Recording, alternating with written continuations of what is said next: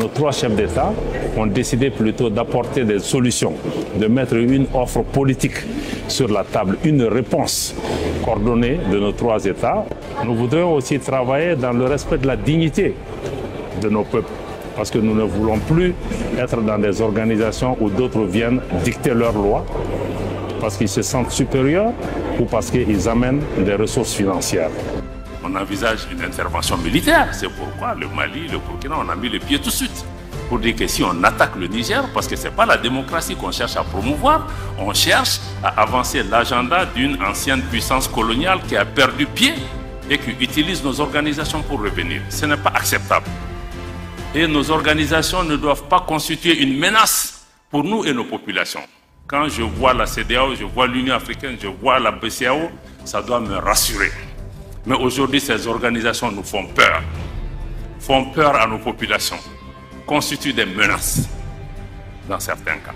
Et même la punition aussi a des conséquences durables, parce qu'aujourd'hui, parce qu'on ferme les frontières, on fait tout ce qu'il faut, mais ce ne sont même les fermetures des frontières, nos populations, ça brise l'élan de solidarité de nos pays. Donc il faut vraiment que nous comprenions ça. Deuxièmement, je vais insister sur le fait que quand nous sommes dans des organisations, mais les organisations sont bâties sur des traités, sur des textes auxquels nous avons librement consenti, y compris en abandonnant notre souveraineté.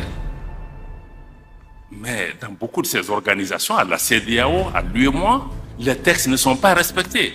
La fermeture des frontières, la mise sous embargo des pays n'est dans aucun texte de la CEDEAO. Je défie qui que ce soit de me sortir dans un texte de la CEDEAO où on a prévu la fermeture des frontières, de me sortir un texte du traité de l'UEMOA où on a prévu d'exclure un pays pour des considérations politiques.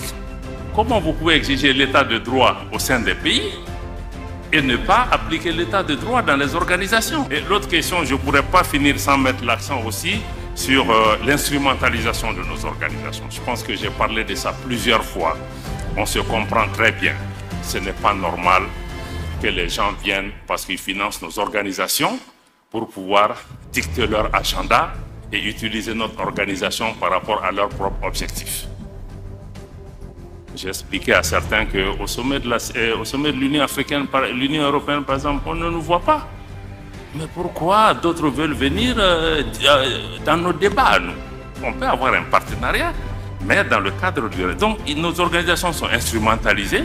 Cette instrumentalisation conduit à la politique de 2 poids 2 mesures parce qu'on ne définit plus les choses en fonction de nos propres paramètres, mais parce que bon, les autorités françaises sont contre le Mali. Ah, il faut les suivre parce que bon, tel pays a une attitude bienséante. Donc, je crois que ça pose un problème de crédibilité de nos organisations. Donc ça, ce sont des problèmes. C'est pas qu'on imagine, mais c'est réel.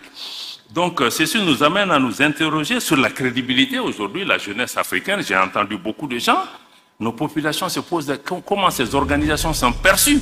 Moi, je suis certain que ces puissances qui jouent ce jeu, leur objectif même, c'est de décrédibiliser nos organisations. Quand ils disent, ouais, on est derrière la CEDEAO, et vous prenez le micro souvent pour prédire, on a vu des ministres français, ou même le chef de l'État, prédire les conclusions des sommets de la CEDEAO sans qu'aucun responsable de l'organisation les rappelle à l'ordre. J'en appelle à la CEDEAO, l'organisation régionale, et à l'Union africaine pour prendre les décisions qui conviennent et que la France appuiera, comme nous l'avons fait à chaque fois qu'ils ont pris leurs responsabilités, que je condamne avec la plus grande fermeté. Là, je compte m'entretenir dès demain avec le président Nana Akufo-Addo, président en exercice de la CEDEAO, pour l'appeler à prendre toutes les décisions qui sont la mettre. Comme le disent nos amis ivoiriens, on est où là?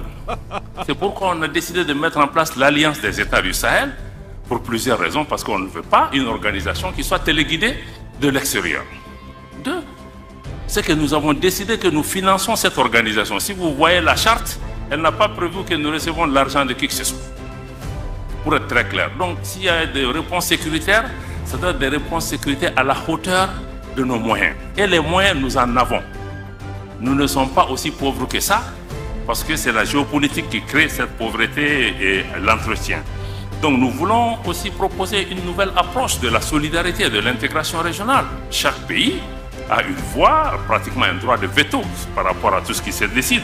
Nous voulons aussi travailler pas seulement sur les questions sécuritaires à travers cette alliance militaire, mais aussi travailler sur les questions de développement, y compris les questions monétaires qui sont tabous aujourd'hui. Nous allons toucher à toutes les questions, comment notre organisation peut répondre aux attentes des populations du Liptako-Gourma.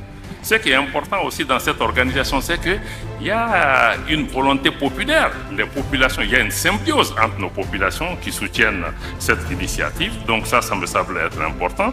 Donc en conclusion et pour terminer, je pense que pour que nos organisations soient crédibles, il faut qu'elles soient elles-mêmes capables d'apporter les changements qui sont attendus par les populations.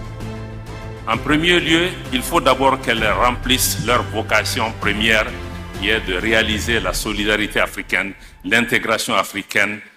Et 60 ans après les indépendances, aucun de nous ne peut être fier du résultat de nos organisations en termes d'intégration. Aujourd'hui, si on ne prend que la libre circulation des personnes et des biens, les non-africains circulent plus librement en Afrique. Il faut surtout des organisations où un leadership africain est affirmé et assumé.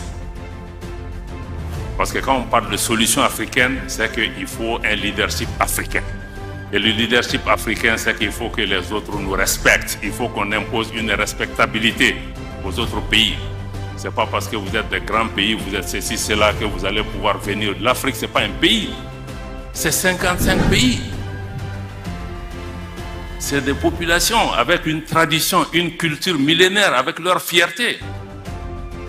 Donc je pense que nos organisations doivent pouvoir se ressaisir. Chacun de nous dans nos organisations, travaillons à faire de nos organisations des organisations des peuples et non des organisations d'État ou de chefs d'État.